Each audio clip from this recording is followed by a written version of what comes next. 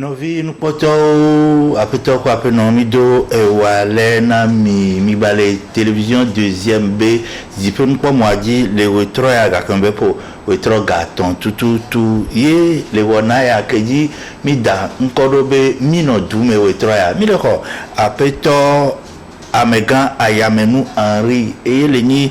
et directeur commercial allo ameke pona et ajobe nyao bo allo et là na kadido que là non TDE que le ni miabe et fiki mi pona si et si nous et si koko soit be et directeur commercial mi aglene ne ay ntalaba ademe na mi vire mi ho we troya so kuro les que ono agbedo TDE no agbedo les covid be game kakavana egbe les ko no vaisan les ko no kakara e do abe game e nu ko so pere du kwanti le do e do abe baba be game e nu ko we gale wasi o gale wona mi egbe ku nu ko gale nko la gaba wa re de nu sugbo me na mi le we tro abe e godo do ame zereka mi ade wezona mi afufua fo Henri ozo yo de ko mi aba o meto oli de vieux o dola ni sovedo mi aba le toji yo bi ha mi le doji yo mi yabe we tro ya to hedea mi vado mi agbo ye ape gan de bi la de na mi be sigore ke mi keke mi nyane ne esi nyagbe ne sim lo wa mi mate wonde pe ye esi ya mi le 3 silenti le drero ye le nyunwa ye le nyilelea ye le nyinde pepe mi nyabe na ne wa drande pepe do kwa ekunado e ganti ye esia mi ate ngbobe ejiruduwa ele se dodu me vieux voir mi ate ngbo chambe mi le se du donc entia ole ne ho poche wo troya mi vado mi agbo bena mi apompo leke mi no agbedo alo leke TDE no agbedo alo afokai fokete de les covid begame nous kobe wo na dukoa alo nous kobe ona etumevio les covid begame que mi no kakabado egbea mi atempo na mi so TV tukuirea yo akpene mi ma to ya ji la jakpene TV2 ma degben ma jakpene jiridu achan so kulo edoko e mi pata mi o mago mi odo ju ni mi ate so nya edo barabara lo la go ke mu baba gbe nu sugbon le mi an chiri nya we ju amu wa ni to mi duje si be na nya ba joa e pona si be nya bo le togo ju amu mi danasia mi sona sia so afire mi sona si te pauvre te ni gumu ka bi te ni gotar ni mi ke mi na bana si sasra to barrage mi sona si fi mon chan donc mi so sia so te pauvre moi mi ba so ina file ke mi na bana te pe ke bi danelo te pe ke mi trona si le scientifique mi trona si le nti la so a chikelo ne la na chikela tron kumene la de do ulu koleme l'envie coaching a de nous mo ke mi ona nous mo ke mi trona si abanyina esinu esini siwa esinua la jredo ka fi ba ni sinu e go bana sinu a ele sibe po nya bela mo sebe nyon changbo kwa jo mo bino na o mi trona si a 3 silenti e mi amasi 15 mi 3 siwa mi ameme du ko wa biona mi sibo ya ho e yo dabi mi si o tuna fende ka fi konasia e yo no khosi o nunasia no nunasia cha mi ba sona facture la o nko uzan ini kwa tunemia e yo be tuna fer no no mo hamon kwa mi adu je sibe na mi apu dukola e fo so le nyan sigbe pour le duko ma go be avril 1er avril 2020 ma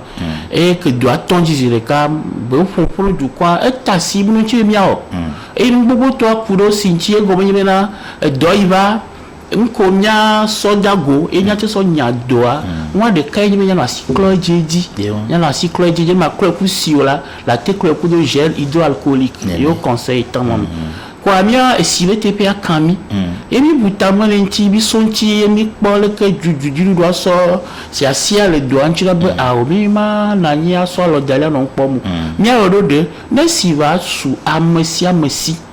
na ba te so me sia me sia nyinko e sia mi devil li mi ame amoko do si la pe mi o wi la hwe amoko npo do si o mi aja wo so hosi e na be na ega ke la tu e la so hosi la po me milidi gadi ngbanyi ga kotoku bladre vous attend mi so 15 000 yo se bladre vous attend quoi mi pour que mi quoi me souvent gogo mi amago c'est près de 68 000 et bien gobe mi so 1er avril maka koro 31 décembre 2020 mi pas mais c'est 68 va biomisi ya moko mi pas mi la te social nazire ka onya mais c'est blaton vove 32 000 après blaton vove 32 mm sort ici là.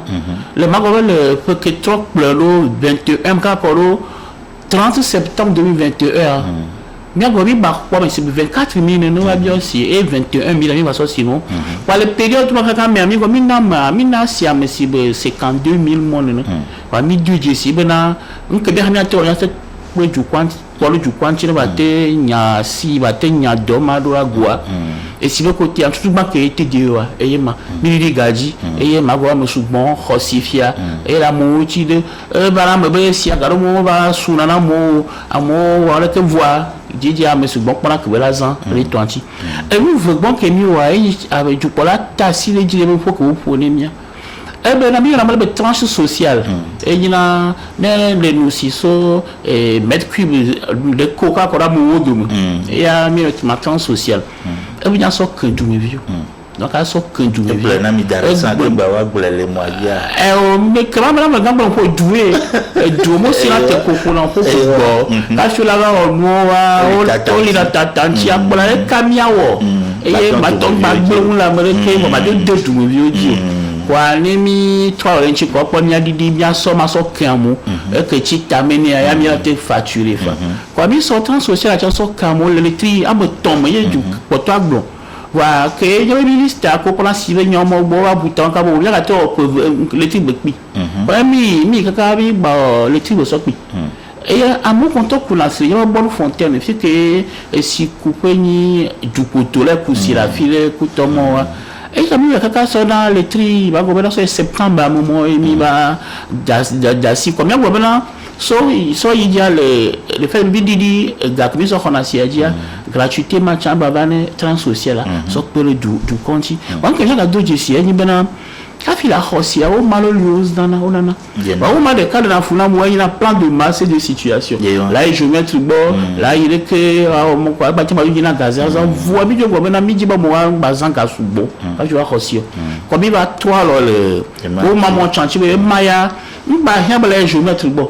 non to le gbe te quoi ba gbe nyakpo ba gbe de mfi ko la na ka mi ate ba ko o ma gbe bu quoi na le gbe tele mi quoi ma chami lava donc mi ba toi le ma chanti quoi et ya li gbegbe le gbe khosi quoi gba yan ba je mettre bon mais le ji mo le va le mi to quoi ya gba de amesi ameji so yi ji chan amolo biona la khosi wa fi ko le jijiri fi kenya be si ba tia le mois dia quoi bi mo la mo o l'obligé là va tout fait à so dont tu avoir comme ka fi wa khosi no e ma tin ko bena e khona chila mobile e khona chila mobile kwa ke bi ba li tatantie ba ko bu o mi o do de bena e ma chenya gbojo mo na mu kwa yo adi bena ne mi so me amaton le meta lo fin de kadia mi va biosia mi magba bouffe mani mi atou mi anto mi ba so si avani mi a chance de mi ko to kubla wa ton ti be ko cha me porte onene kwa ka nyinu ke mi bo we kwa ma subodo mu et si ya fiko mi me leçon mi sero la mi dans situation yi amu ba tout faire que nemo et 25 000 ko mi branché ona afi le so magique ya amede ya li fi ya o mo te po wa so même aton wa ojo le sidi kaba wa mojo mo réunir condition que ba bénéficier ni que bien extension ciblée quoi mi wolo de bena net to be ya khosi akuya mi ali di gardien de 50%. Maka gako bouré va tout comme un frais d'extension magba tout quelque wala même dové et voilà tout kaka so yidi kia nyago bena te de va odo kaba ni nyate na benya amoku nya bonu ko khosi mi agbo le 6 ans on a facture wato no fait tout nemi to mobu oji ngba to bala alo la pomme aso zebidia aso mo aso wu aba yaba agence godo afira tout fond ko bi woro de bala tout fin patrimony par flouse post ecobank ko africalis kwa ma chamba ni na betama me keye mi alo de sibo gbon bena mi anote bobo lodu mi ma no fi ke ya mo sugbon lo ni nya te éviter doa ni donc wa kaka le mia domu façon ya ke ma chama ba kwa mo sugbon wa fun kwa o tuna mo fun e ma be chenga wa ni na il y avait site web la tête au site web dit la biosifa ngba ya la site la home a bodo si ala yi avec Laurent fima yi jari c'est non fima jari te ba do chanfa na le gba la home quoi la biosito il y avait site web dit www.tde.tg dit quoi ni be quoi bo e quoi la bio e si kaka wa so si bulu ke ma to la home be ba ya filo donc à magobe nous moni nous mi wo engan que bani chango be bani nous aller dire que yina mi du jesi ba du gudu ba odo wa yiro ba do jibi la ba odo so do ke yo san e magobe nke yo me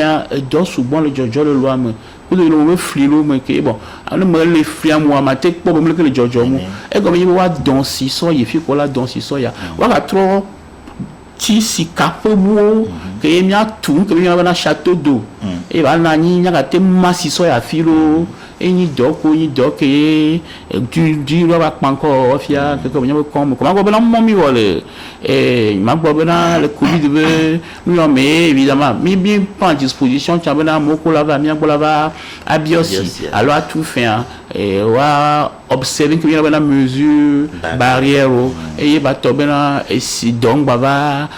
la melek va tomber de va tout faire le TDE alors de va biosi quoi il va le covid donc comment non moi mi non et mi te so du coin les do gang que bon so ça il y a vané et do balabala ma et mi da pe abeton Henri mi ba do jesi be le mpo ko ke mi po filmer donc que TDE le covid be gamea et si abe mama et facture et be tout les camé et si bien les camé ko ton mi do jesi be eni enu keni yovo yo be technologie et adam de mo be ngogbe dede ebe nu imi ogere le nu obe o me ami kele ntibe ame susu barade todo chan o dafo atamena miye o dibe nu ke me yo awa o tro de bu aso bliamo alo aso chaka amo le yabe o me ade e doka mi tenwo ne mi o mi abe noa ne amere ya wepa bazo mo frololo ye amewon o ma ba ade fude pe na o ako bana le nya ke bi bio mantia donc mi te wa ne ma gble pure ke bana fia fitolo va do mi amo we si bio we fotutum et bana na bana o la yo mi akola bana le bio si le TDE a devi wa esogbo so ga ola nomba ya ji yewa e ga mo gbo amo chabo bana mo ka bo wa bana compteur na tanya le vovo donc ala so ga so la mo nomba leji e mo patani aje dada son e ni e fivo mo mu ma gbo bana so zan du mevi ke nya ton dizire ka do kamio nga ke mi ko mi adu tolo du point bena ma le tepo et fi que la tout vraiment les mi association du coin kwa mi we wa mi anto me yabana ni mi bara nyagbo cha morolia on va senior lo no si cha won ti so na do mi manya ke magbon lo awon mo gbaje do barabara mo wa ma to ya ji la du konu du coin la na mo wa nya benali fatu que la tout la il a sorte à tout photo motolo guidi ba nya téléphone portable o so tout na fait fatu que la toi et ni facture que yo sovono que ye le gbono bena et si que le noyer faut que la toyer et comme il le xosia ya vo voilà comme nous et le nusi o so facture la tout faire fait ma la tu kudo motologo wa fait ma la tu a won to le tout be oui ba la so garo la mele be tu ni yo voilà ne to le bio wa so si veni on peut sociable nous voyons les droits tout va ba so garoda ma ao ne le ba biosi be ya khoa fi le be biosi ale fi mai la gba ya be tout faire ba da tout faire to mo le ke ji so fi ke le be biosi la fi ma ko la ba troyi e maga to ya ji agba tegbere ji ne du coin be wo ke biosi TDE e yo ne devu à toi TDE ton la yo notre quoi le prêt quoi la soga o la été de que les biosi aller et fima la tout freiner la signe au mako la signe quand tu vois ça et si avant nous américain qu'on a fait que la yo quoi la so galo doit mais bena ebe unité de to ema à la pavini donc il y a bien battre mi le radio mi le télé mi communiquer au presse au me couteau wa bon américain le caro balé meje wa na go so ya dia mo se que le connaisse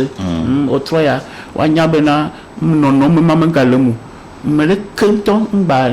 na wa mala ba fito un moment dio et fifia enye aba ibiosi l'été de doma hen nyem yi vai bio mbieto kapo mon vidie et amerika bayom to kapo moaji leke mo ke gbanya ba te de to ntoi alo anakeo mais ami ayo sauté de ami nya ko ya tro wala tro bana le ba biosi de vue wa le prêt va yo bo ok yeko ba moi d'attendre de vue le prêt so garo ram alo tout frère ao ala bana le ba bio gal ba bio si le yo bo donc avec de vue le prêt bo fit que le ba bio si l'agence que il y a trop va fima et là-bas formalité potiolo on entend bien quoi fit que il y a là-bas trop fima le père on m'a trouvé no ba bana ficha va fi le que chan melemu fit que le bio si là na mi agbe yo ko va fima on to fit que le bio si là ni les bateaux ils connaissent pas des pourquoi que bavé quoi la formalité différence est ma on a mais que d'afiwa on va so garora numéro ya dit ma e mtimoko maintenant chama le ba so le fire ko a o e chama ko il y a des capé ko la tonu de vue à sogbo va mi agbo va tout faire le prêt quoi mi chamla y dodo quand fiambe nem biosia to mi abe site ko bro fifi jan ji chan ne o devia ne sogbea la be ma va skaka na ke ben fofo ya ne devia sogbea la yo bla batu wa ma didio le ti de kamegbe fia mba ya bla ga aba yo chamba lavo la trop tu le site web a dit que parti mon ni par foot la ka trop tout faire le site web ou a dit que wa ma da sogbea la maloko no mo kwata wo nto da we ne de vue à sogbele miagwa ne le obira so de vue alors par mail la poe ne le pere beno ba de vue à sogbe à tout faut quoi ne le gbele miagwa quoi mais la trop so facture alors quoi numéro que facture à quoi la so site web giro et PC oji allo fils que quoi la tout fin aisément tout faut comment va non faut comment non on t'aurait tout fin et misiamuli et pour ma yabobe misiam que la na misiam la jem sécurité millionnaire elle au tout ben on ma glem le que ma on le que so metu de ka que le wanchi ya moi va dire c'est am de que ma yo so governor so ga so les filles le que met tout fona awo on towe la on nya que nya do me le mikudo T2 do mi nya mebu ma do mi amo nya be to emo Eyo apeton arimi dakpena mi abe enu de diao mi le de no me le coran enu me dibe ma se nyebe le no me yo ike mi wo va ye ple yo mi le do anyi mere avantage allo le ke mi agboro vide kai le mena TDE et vide kai le mena client o abe miao ameyo le disi ameyo le biasi Mio ya te de anka nka mi bindi no ju kwa do mi bena mi aka kasire ju ameni mi na si ju me vio ahwe donc mi ya obi le ba to bena nyave amoko khosire mi agba ele jima ya devile mi gbogbo le we e ma gbon chambe no bena ne to mi duje si bena e mi le ho ba amuno no nyabe si anu e to vone si kala ku lo dubo ko la nu ke ma to asile nchio e la be no dojema e na be ni mi te ma le nyabe si aho emite to moya du nasia mosuboa magobena mkemi na banya ba objectif dia elle non atteint mais no jume vio cha la khosi ke magasin ga gbogboro le fifi magobena kaka na octobre ba ya mitroso esive ga na khosi be ga 75000 mitroso 75000 voilà le kemi roi e gba fana mesia ma e gobena so premier octobre mané da khosi fia 75000 ni quoi fia mbani 25000 voilà la tête tout 25 000 à so si dans la pomme 50 000 que pour toi la tête tu le père me tondi fa et père me ton ça va être 36 mois là il y a tu un an problème là il y a tu 2 mois problème voit bien mina aux possibilités ben là on a 3 ans Donc alors à tous 50 000 sur 3 ans, 1000 elle est fan à Messia, elle me bodge à Messia, elle a tout fait marquer, elle m'a se galo. Donc à mi trosso va mais mi balé kosibe 25 000 ko mi balé vidément. Et mon patana mo agbete non, mais ça va aussi souvent. Et comme dit doit le ronron da tout château, da sosi kolo me putoa, ne mal na mais ça le si comment vile quoi. Na ko bana du compte le si ko ma quoi. Do lo que ni si do mo wa o la di ville. Et mi gada peke e jejia mi va que na renti garo me si bele mi le mati anenia mi gble pe e sia jiru do la batu château la fido alo le odo le koro me be atu château ni si ane ba ten subo ne wa me inti o jiside de mbinga ona nyibe e si ajo so na la fido e jeji ne gare me do kwa nyabe e si jaso garo mea esiala no tonyere economie mi onana sia alo nka boy ebeso ejejami ga kenare nti chabe afidowa amogble na sinti eye na be mi onana nene alo ndegbo beso ami ate kontina mia oh bon et si le soso ya mu subon nyate ko mu subon na nafa e mu tutu banque na ibena le domaine technique mais et machine au mise en ne tu as les goumets ne si la te zonto tu as mais machine lo tout na si la filo machine mo a mise en courant électrique sous bon quoi galo mo na to bena nya be ligne électrique de perturbation libe to bena non le no ate ko e agi na do machine mo chambe dodge et so il gêne machine ma be ya tomber ba to ra gblan vile chan e banana ka fi afiro wa et ne tombe tuyau le bec ban le te tuyau gan le dia e mi a direlwa e jajira lo hona gam e ja hona gam mi na pièce do lia mi mate pleo dario e go mi na mi nya forme que ne tuyau agban forme que da non au moment que bon e mi abena ya so donc très souvent ne ba jo na mi be jina tie ça la pleo mo ko ta na bana ne e si so la filia te so na ville ka fi amoro bois nya gbobena nya be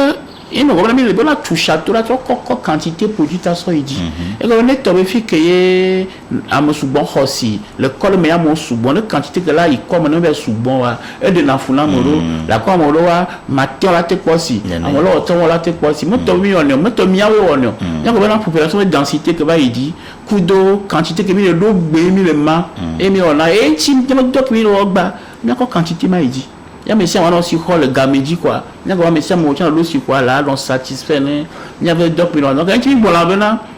quelque yo mais dogan que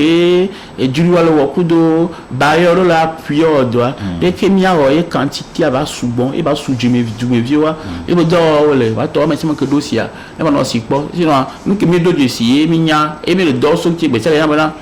par moment et si manquer dans les filets que la fille que tu mais to mi en to mi nyana et mieux on est que environnement le loi et réajuster on est enyomi baga kwena apeto Henri migale bia sebe esi bezaza ejejia le mia ameko les anciens agba akontare pe mva no ntio donc mi ne o pa figere wa o va zama si akpo ne ba so de do ko fionyo de le nya otuto mea bonne fontaine o alo pompito ko amo kuna se akpobe o kuse si akora nyigba gbogbo re nka mi ate gbo na mi so kure ntio e ma ya mi anyasi la mesia me e si am gbo so to mi ajibona e si a enu hwasi beni e si do be to asiso sintia gakeyo la se on to le blanzare ya me mi sane mo ko be jidu do adu jesi bena e si yana du me vi kwa wero de be na mesia malate no je mesia malate no la dossier la ko me ba no donc ale si ami do jesi bena e signé nous toherea mi ale beni donc nya ke mi bona mo no bol fonte de khosia mi khosi le no me ni to anu mi ba khosi ka si va do mi ave dagban kaka mi da fore ka kwa si anigban e si ko to le je tout faire la so kaka la anigban ka fe do apo mo alors fi que le si a le bol fonte la ka la na mouiller e si kwa anigban amo pour le gérer bol fonte no mi attire attention no gbèsè que bena mi no mo que mi no be économie do et si al de mi ano li cheke si veut que mi wona nya be économie la problème gavi la so ale bena gaba poto no wa e na mi ale bena si chama poto mi na mo le chama bazin e le siguma le be ganti gune no donc jatu ma gbe ma ba ma yi fi ma ko mi ponelo bi pa la fi ko te chan le la ko mo le bi akro agban le pompia e la gba ko le go le pompia ko tele e mo mo yin ni le da kro agban kusi le gagban o mo kusi le toka o mo la kro agban le da nyanwa kusi que l'argent et l'argent les choix que là ya brosser dans kusi le copo bi le mo ngba hunsia ano dan brosser ano mo patani e sigugu donc e si amre no tara amoro lo ho la file yo tele poro da moro ke wa le poro de argent le guguma ameria mo poro de kanto so donc amia no bouton so mia be du am poto ko jo le du am chan hian sima ne mia no belen e sia so yi ma chan dia e de chan ba li yin mi na be na nya ko mia nya no kulo le nya fo mi a vérifié que si tout la forme il peut pas faire le mouiller via il y a pas la bonne ligne jole fi mama même il y avait gazo il peut pas elle est chouinté mais quand on balo doni lo mi a do mi quand makaba e mo poton ni e sigugu e mo poton la bana facture e dino là bas avec yo mo zansio yo mo le ko facture ao fit la faire mon me popo dans le ba poya la direlo in kantie la nkala na nkala wo ye fitement na nyino e go le zondo ki onti le ponu le temps en temps avec pona fiko aussi le pompi là le gars ten la poêle la sort on balé blé ma wala ko ma wo ya kono ten ma gema le so toka de golo la ko si que ba ya e si asubon le goussi wa mo so le goussi ne to fa chi wana wa a de funu ba la tout fa chi la no ba ye mo donc almo patan mia du jesi mi al benesi e si mi ba so be no bo e si que ko wa nu ba nyame ya mo bo enyo e di pen poto mi le ko afeto Henri ayamenu e ma yele ke afeto Amegan ayamenu Henri et le directeur commercial na TDE miabesi komi khonato pompinu ni sikoko so jirudugwa e be ameye mi le kho o troya be le pomponami so kudole ko odo le covid be game kaka vana fifi ye egbe awa ogbale yi edojibe e amesiame ne po esi le yeba home ne batenu ye esiko wa pa mani siko bani esikoko ne batin don miakekenjile e miabe en la médecin be nyaogome apeto Henri enyadele yinya vevede le ni miabe compteur obe fifi nta gbo be latenso be wa no fin TDE be compteur o mianto tanu bi mi be na manyaro ko mi ni jira nyanka ye sikale me ya nya me sikale be ya mianto na jo so sikazo mi ogba tele ko ba mi menya le gapo gbegble ko gapo go je ba bole to ba fia kwa gapo pata gbegble ko mi ro la sisi kwa amola be kwa be faux compteur mo ma ko la de compteur jo ya ni nu barabara ri kwa ma gbo na keye enwa do morora TDE jagbagba son enquêteur lo da mu kwa bi te do asia mala me vuwa ton lonji kwa yo ya le fia ho ba lo me le o do so anti e bi ba le trop donc a bien gobe mi adak bientôt mi adak pe police mi adak pe gendarmerie ko le pe de mianti le amumo miate nyamumo dogo wa mu ke ba na me ba na facture ne to ba fi compteur le na amake compteur ya mi louer le na moye nti bi me compteur me ni to we nyu donc ne ba le na no louer no wa ne to be na ba boa mi on la facture vire na mo tu na mi tro ba me facture ko la wa lo me mo puisque ga que to mi tuna to kona sia mi ni ga e mo kwa bo mi wona do de ya mo la tro khosia ma go be ta me ku yi ga ba mi wero de be na no la wero changba ni ga ro amo ko to no ka me wala témoigner ma ni ga ro voir sous soit les ji be le ke mi wero do ba te no ba te ni nu ke ya me sia me la ba no hoke ma se veut sous bon wa ne la témoin la jabagba o cha son ku le ka no po compteur o vla o te no glimo no to na pa no po vla bi so fi en glimo o fi la ko mo chan mo ka pa tan e mi manya ya go me go ga po gbegbe an ti ko e o le nu mo lo pa bo ma bo be na mi so wito do ngbo do mo kwa me le kakale me bi ngba sugbon si wele ke ba sugbon ga le mo ninu que on fait on va faire compteur la home la tout fin la TD la tout fin on trouve bien tout ce compteur nous parce que na test seulement il me voit ça non voir que faut que lui gamin ami wa do de na mi bon na tout fait jamais fun lo mi bo job gbogbo le sous so le ji na we nya continue ayo mi gada ko na mi le ngom cc ata embo le ni esi fin abe tutu mi nya be na ne aux anciens on l'a tout fin ne aux anciens quoi si causant e be facture là bas non on l'a tout fin vo ejedia garomea e facture abe va garome va chinangbe et gakambe tingbe kaka otion va le po be atrogodo quoi gamede o va y fo quoi obo va so sinon la home et leke nkagba be la tenso be facture la te tingbe akolo nyama eleve vile ma blombe na kaka na fi ko be ami le ya ne la facture la pe ben ami la sebun avec ce bon wa ne so facture la bon wa elle a trop le compteur wa di la noter ni que be quoi ne facture consommation ko wa facturer channel prochainement on a mis on aime elle va venir na avec la seulement so bon wa te chingbe le nchi o gbe chicham sugbon nana la mesendo la magaro mu environnement wo ku hiro baba na mena facture a chinangbe nous on a bena le caméra va le 30 va peut-être le 5 ou le 10 du mois prochain il va se faire nous voilà le cas finalement couper sinon il m'a gouvernement mis sino mi te une compte ne date mais il date que les factures courent mi te une compte mais en facture on doit se nous le premier voilà le 10 ça tant que mi non cas fila so tu mi va na me quoi donc il m'a va sino bientôt mi nya bena facture le quoi ku donc petit et nabena oui matiba sosino ya go date que les factures là j'ai combien respecte mais tu es na compte ne et puis on l'a dit c'est bien te dire mais moi doit habitude vers son assilamo parce qu'on a essayé agbe et betobena ne va tout fait mais on a do de bena mi en relation et va tout faire ensemble bien sosino wa mi va do va du jessico be amolo lia faut tout une problème no à moment ya ne va gloire comme les sosino il souci à quoi la trop va tout faire bon que voilà moi le tout faire et Dieu so parce que les souci nous oui on a le frais de coupure il y a du sous-bon et na bena le bal bouffe quoi quand on t'a dit benya quoi je dis ba on faut tout le facture va non quoi ba tu la facture qu'on sauve nous le comme on facture là sous-bonné il m'a tout quelques îles quoi a te le café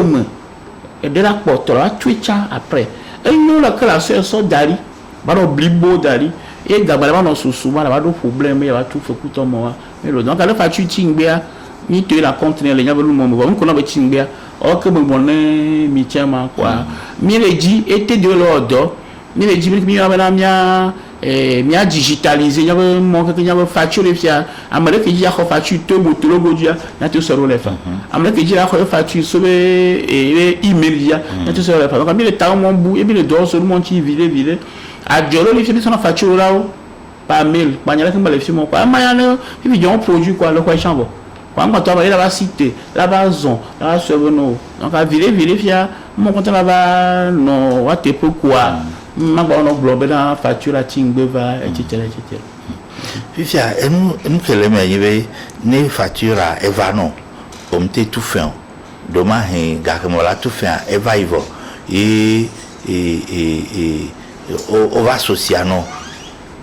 ko social et fian wa tout frais de coupure nene be amea elle non normalement mais il va mi agbo de numérer et frais de coupure à tiens kodo et si be facture en toile mi bonne que nous durate o mi a pour échéance allo agbre quoi mais abe ne ba tu do dia nke mi ona yin bana frais de coupure ya la tuya kwe et a bi de na do angole facture we o facture on tom nous vo yi et puis le quoi facture wa jacob na ya non vo no mi non ba que les dia to vous donc a ma mi tuna ya ficha facture et si le facture ko lia et a mi po be subo mira bio mira kabila mira donc mira kudo mais OK la tête tout ya on m'a non ne fait que va que l'enchiwa la tout maman me ya tout maman me ya et que pour toi mira te menu en 2 mois en 3 mois wa ma ou 5 mois yo mira te menu fa wa on te pas bon il y a tu dans 3 mois mira ouais nous et la tu dans 4 mois mira ouais nous et la tu dans 5 mois mira ouais nous wa mi dira la tout maman me ya godo a fait potia poto mi amene na wa ba moro wa e de na funo no tu wa mamu macha kwa makpatan popo seveni na et amakan kumere nya est-ce que le mi po compte o ya tu na fo nyi ya régulièrement te bana mulo wa jona bana la te va tu fo le ti de ka le tri ton fa mulo va bana menena wa mi ya mi gestion clientèle donc abi jesigne ba bonu minya me ko ni minya le ko o ranado no khowe facture wa mo patan mi so danali mi pona ka fi le kemia we no doa mi la we no wa nya ke ma gbo du ko ko na le bi ya ma hontru hu dali ni mo hontru o lu hu dali ni le gbe ko facture problème vire quoi le gogomi mi puisia mi akpo solution ne godo e ma nyu le ke la facture so dali ni me si ma gbanza ya bana ni mi dacia et gakenya siami mi sanemo gavi ke mi teresa male no tu nemia mi ate so odobo ne du coin ite me tobena wala jo so facture dali mele tumwa ele sibele boga dali e gamafia do hia mi la tezen ate so nasi amala hadamu no fa wala jo so bodali be nyi pe le amata fu mema donc amaya mi agba tegbele jina mo benare ni honhobe wa so sino rekere a o manyi be jijobe yina nemio wa mi le jibe no vio que la hadam no wale e kana khosi alors no vio que le fimala le sixième e kana khosi yenchi mi lo bi na ba ngbo domonu wa mi o ya de facture to so venu me tout fond mi ba to do mabuto so relancer me tout fond mi ba zonva la couper wala tout fond moi na fait de coupure que dans la moitié la moi wala mi la éviter moi quelque quoi ko facture parler ba tout fond enyo mi da ko apeto Henri mi ga le mi bia o jike mi mi se garo me a e ba va na be le pore mene kotoko ton ku fam tu na eji tami obi o de va je na ji aropo no ton le va je na ji mi le ji kaka na po o tire me kwa fatu nye e o le be la va kotoko ton ku fam pa e va kotoko amenyi e wa de nka gbo be so no yele ke mi one do e mene no no va na mi ba na la te gogomi nya kwa mi ke jua mde kali be na mo go benji bena chaque mois tu la ko de couvre chaque mois ko de couvre ko na mo tu la nya ba mo ko la toi e ni ko de couvre la dire ko ba de kufa yiko lo tu na kwa ko yiko on tu ka so yu me gbona bena na mo ba gbo e to no bena ne me li chamba me nyere kala ko mo nya me ve kwe nya me ton kwe mais on a l'habitude de consommation. Le que les ans silo. Il y en a fait que la toi. Le que les ans silo. Kudo, il va bana, amolo zana si souvent. Mon loli par exemple, le zozo va, auto la 6, il y a 2 par jour. Nous tu as comme costume mais là pour costume là bon alors il y a comme zamé, voilà les si. C'est là zozo voilà les civils. Les la chasse à danser tout le temps na ma que font zio zame là di do dansia moi le tio le karaté wala na ba de karaté na ni que la dans l'an que ma fond dit quand tu as la danse donc moi l'habitude de consommation les tobo we me gbanza ya je clone mea le hurubina dari je clag ma le lavabo mea le hurubina dari me le suivre me le ko et si veut point d'eau le hihe munemi elle goûter marignon ma te bobana yede karo ya me veut quoi be yema tout famo mon ami bon la bena ne va menena gogomi mi la dépêché un plombier elle avait quoi la bena à l'eau peut-être fuiter la comme no yema mais plombier avec quoi bena oh fuite ma la permo voilà le suivre y consommation à mal de non wa mi bi la bena le possibilité la te bio mais il y avait 2 compteurs ou akbo le banc d'essai et ma Gabriel Otuna 3000 là le tu es 2 compteurs quoi lui 2 compteurs le 2 juin mais la corriger facture à nous wana wana compteur le nilia mais là tu as posé compteur là ou bien on bon que la va là et généralement là moko do fuita et il peut ni là fuita ton andi mais ton dit il y a 250 là 8000 que là va il 20 000 il y a fuita il va y a fuita l'eau ne fuita le tout le tuyau dit et tu as le dans le goumeyima on a quoi fuita gbele et va grand boron tocha o lo be ba condamné na wa be tu vois ko wa so na bu ka fi o pola bana yo te contourner et fuita et fuite doit une délicate de bena et dans la bena la non si fait tout on si amanya ka fika si ale yimo et également moi il y avait bon VC au chon la nialo VC la non chouentia ka fi la pobe VC ale chouentia que le son pour le gaziam po il la pobe na le ridro le sous formé le gaziam bon matin il ko ça pas le gazo me pobe si abu kwa mo kwa tan la ni nous la échappé et on y na nous quand dans la bena fatula et dino voilà tobe va meilleur gogomi de noam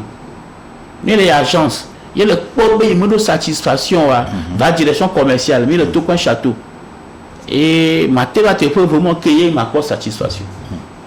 et mi gada que mi bref fidien be esia yo dane yalo trona silenti ke mbesana na dukwa e baba na me garo be mi huna sia hun si pa ko si podi nkagwa beso no emlo bana menena e magwa bena très souvent quand il bana mi l'environnement le meke mi agbetov nous on a do te terroria réseau adi maintenant mi pore nous bena mere la fière le doku amolo kuna do dina gbe le do amolo dago e de moachi ya déraciner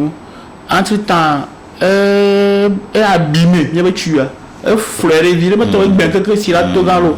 donc il m'a comment jojo voilà côté ma colère amle la teno sia me dofa mo quand la tête trop couleur ni sia et alors na mo ko se ko na we sia ben la dépôt le ka ku do me chale na nyame tuyo lia ne sia me le to tuya moi plein wa paru avec fond et il y a me bien le dépôt blanchâtre l'enfant ne jour que si va pression va souvent et veut tout tuer avec quelqu'un un balayer ne tu ne va boire comme dépôt blanchâtre que ton pas tassi et la gemme mais on a me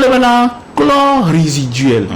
et là comme la chlore résiduel ne mi dacia et mi sona chlore le dynamo chlore a bien le et non âme de telle sorte maintenant monsieur me que là aussi c'est le mois du bateau maintenant il va jamais tu as donc abîmer village et si un bon infesté et si un bon comptable et il y avait le laboratoire Bessia Bea au bien salé fi pourtant tu devais nous on a prélèvement ni pas est-ce que chlore résiduel malé et balesiam malgré distance créée c'est pas mais non mon auteur prélèvement quoi près de 20 fois dans une journée dans les coins que mi nyamiate ou bien te s'assurer na chlore résiduel à elle donc ami on a nous mon et na voilà on est si agbe va pour na quoi mi de kukulu tu quoi no gogomi a mi la quoi et fi que problème la mi la a quoi mi ate jiram que mi a jiralo mais si aba no on ba so e bere ko no gogomi quoi mi la quoi que mi la weru wa na manna wanya maintenant quel que soit le PPA contamination ya mavamu parce que traitement un amina tassi chlore résiduel à l'essiam et protéger la canalisation protéger la réseau maintenant ne peut battre mate glom so agotonchu enyo mi gada que nous voulons les ici be anyima non les écoles mais bref fidien be te de les jawa les boutins va trop à créer alors trop de château les écoles mais nyabe château à l'école mais ici l'école mais voir si be mettre blaton alors kilomètre de 4 domaines la quoi si la fille voit simler à vidéo il ne pas mais ne va bien si a et te de do na nyanti no gobi kaba dobe e dore le meme vo o ma tin va no de nyan me na e client o kaka ne va se ne be no akomo ele jole nyan to ko nyame fifi o la kwa be e si la file va apo ahwe amadin alo amandrin domea o mte le don si va funo a konta kamilo swintio maman ko bana e nyave ni ma ko be nyave e si vedo antoine yi dore ke ne le vivement il a nyam que venir voir mi on no gomme de na mo no gomme selimi et si la tellement boji no lo et si là tu la xosi les filles que la xosi wa enye que talon ti wa ni mate xosi e go be fika me social sauvana o réseau kadi me swelo mais moi trop social les filles sona me kala kadamno wa de est-ce que pression que le khona là ba ko kien mon pas time étudier non donc à la fois que les filles wa si la fille après ma dernière qui a simon les filles mon fille que si a sauva boaye mi bona ne me nyoa mira chance quoi a me sena quoi le khona si toka mo 100 par jour là il va chano côté wa toka la ko la ko par jour donc elle a étudié bien mais intime bien le dawo extension étude venir mi ona et mi ona étude à quelqu'un quand il va bon et si afia quand il wala khosia mi no biya de Sophie le que va mi mate de Sophie le ko et na bon ma et na bena non le doigt on m'a pas de le que gomono et là on bena nyami tuyo wa le gumu de temps en temps mi do organe de réseau mi do schéma koto va mi e kwa le que fi malero mi a pas quantité d'eau que va le to tuyo maman et qu'il y a fait que mi a te sorcier ça va ina meilleur tant que me gbe wo ma gbe le sur comme a te to nya le que na be ao le be mo ba wo wa chanye kwa mi préfère bien bo na mi awe kwa mle ka ta na mi ajagbagba be na nkele bia nya swem ni veut toi kwa mi be do no di ma go be na manyinu fa venue o manyinu impossible chan e venue ayo ejeje ami Canada ntibe mi gbola na be yo be si o yo traité na o alo yo trona asile emti nyawe karuba mi va se na honhon do le esiame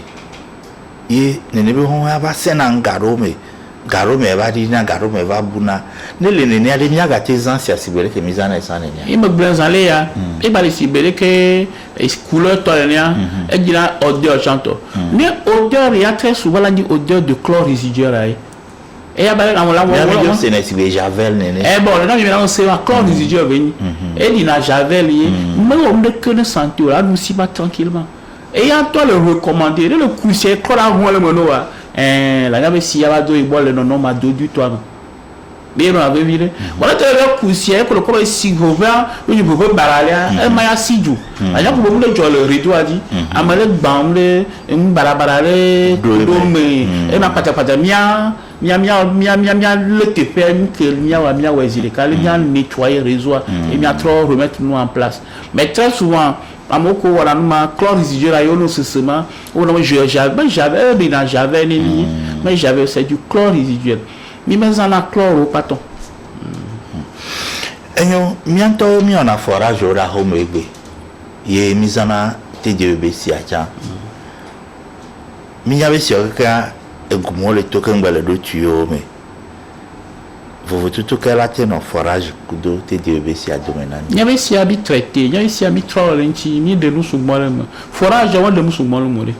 nkele wanti me enke nyama le yimena forage no ku forage amolo bobo yo traité ou ku plein chlore la sigam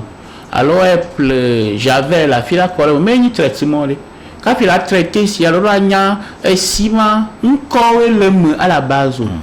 une composition caribéenne est-ce que sel minéraux le ATPA est quand manqué quand il a nyanké la sauve va traiter kakudo esima me la traiter aller l'envie que le mou l'envie quand le moyen un kawe mazana so ou l'envie mo et nous que la formation le trou faut la siko autant ku gagba le calo toka le corps j'avais le mien me pas le coup et je pense ma gobe no be chance ma gobe la to ou le ku o de ma parce que nyanka le sol ko le mo donc il y avait si et ici que le sur ne nyanso et si que me col forage bon maté so nyanu alors maté so kula gban maté so ou flower kuto ni mal linto chon parce que il y avait si col cosilentia donc kuvi meno le to meno le do nu meno doit baser meno nous mon pas tant mais que nya l'invi ko le ciment me fiera tête blum so sontio entier doit le dire bena et sinon sous bonamu comme ça allez forage benya mo cha vire quoi et cha na to comme c'est là non la mo sema voir me ka na le do forage quoi ni le laboratoire il y a la test si voilà analyser là non conseil non conseil la tout faut que la tout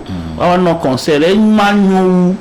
que l'avait couple j'avais là son quoi le ciment non film avec le site traitement pas on le que haro enyo apeto ari mi da akpegane na mi agblɔbe miabe wɔna ele etere enu ti vɔ enya bia sere le miasi ele tɔxɛ ɖe sɔku ɖe miabe edɔwɔnawo ŋuti ye le nyi be egbe be ŋkeke mea TDE ele nasi leke ole nasi egbe amnɔ nene sãn mi le pudu le wɔdɔa sɔwo leke edɔa nɔ ɖo sã ne axɔsi ɖeka avuku kɔn ye vɔ egbeawa mi de dzesi be nyawo toto mea enuawo wole sɔwo leke be nɔ ɖo sã vɔ dzesi dodo ke mi le wɔa mi gale wɔa ye le nyi be ke enuawo wole sɔ nenea gake me wole sɔ tututua ame ɖewo ya gbɔa mva le nɔnɔ ne mi le gbɔ mi le trɔ asi bena enuawo ne ba nyo le amewo tsã gbɔ si be leke be le ame kpɔtɔewo tsã gbɔ nene enu ke le nua ŋuti fia le nyi be miabe service d'urgence nyenya leke ma gblɔ ɖo eva va ne me be esi va gbana le afi ɖewo la nɔ to bababababa yo la tɔ miatɔwo didi be no ne va tu leke be sia enyina ne ke de na fu leke mi la te wɔ ne nyi be mi dogo nene be la fi ɖea miaba si ba te su mia yi kaba ne sia ngagble mu akpe ne mi ne nyama ma to ya dzi la dakpe le dukɔa ma gba me gbogbo lo le oyɔna mi bena anya be tsi gbalemo ya dzi minya va wale ko ne ma gba mo gba sɔe be no yoyɔ mi me va no alo mi me sina du le ntio mia te baba na bena no yɔ mia équipe faut pas tant l'occuper bon mia gba bena le journée de caméra wala ti c'est un cas de 20 cas c'est 10 cas même au-delà de 30 cas dans une journée. Or, l'équipe, l'équipe de cas doit composer. Les bien multiplier l'équipe, on va combien à constituer chaque bout entreprise. Donc, ne obisco appel ne cas on a mis on a d'autres débena et qui m'ont satisfait mais quand on a moitié ni bena quand c'est la quoi la boya dit fier boire réparer quand tu vois diranou ya doit on avait interview la fille et na bena nous d'interview la fille là votre intervention va être facile voilà ce bena on va l'interview les filles parce que quel que soit le commentaire on que les filles on l'a arrêté de la fille donc à la police le coup on le voit à haut et moi une perte ne mi entend moi il n'a dit jolé bena casse va mon mais il m'avait ouais cabo il y a ton besoin il y a me pas si le caravia il y a me yo numéro vert ba bena le ke bena lo interview la na mo les filles qui là c'est bébé parce que un coup d'aka fi la ba jiranou ya roi mo po wo ma ti ba jirelo wo ke signal bena mo le bibi le ntio ma ko ba casse le non zone porteur mais et si gogo le to là parce que fi wa arrêter ka ba ma no je pense si be le tri à me tonner quand tu vois les filles qui ont la télé, ils vont arrêter les filles. Mais tant qu'il y a venu quoi. Et moi, le goût, il faut aller arrêter. Donc, c'est mal de prendre du corps, on va bidji domio. On va souhaiter un ami, séné, mi séné. Mais on a deux solanti. Voilà, que vient bana ah, mais si vous avez mis le goût. Et non, non, que moi le goût, l'instant que vous avez ma pas maîtrise. Il avait dit nous, il a pas nous, il a dit la mouka fila baba bon. Quoi, va bien tout du jessi, les miens le kubela côté mamie le ronron ville. Bien ton garde moi bien ma café le kubela oh. Sans mi mon le voyage mi le décalé quand lenti. Quoi non yo mi fia. Do bali avoir bobo toi o même direction il va lui mais tu o so équipe o renforcer équipe do o va do moyen quoi bon mi le dit et le wa maga na du quoi on ba bidji on ba non bobena et nti kone yo no bo podcast a parler no signaler numéro le miasi numéro le miasi numéro